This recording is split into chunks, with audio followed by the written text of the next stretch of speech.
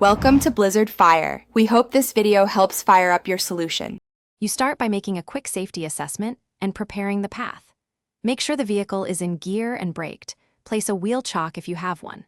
Once done, clear snow from directly in front of the drive wheels with a shovel and position recovery boards where those tires will travel. You also want gloves on and a partner standing clear of the rear.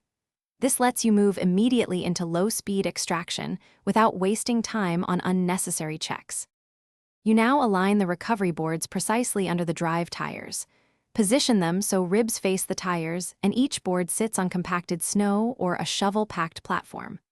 Once in place, select low range or second gear and engage a steady, controlled throttle, gentle, not jerky, so that tires can bite the ribs.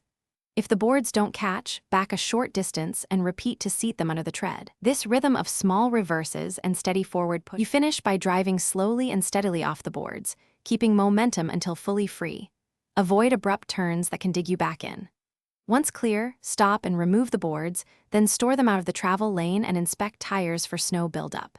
If the boards slip or won't seat, add a compacted base under them with snow packed tightly, try a gentle rocking motion to gain purchase, or if necessary switch to a winch or tow.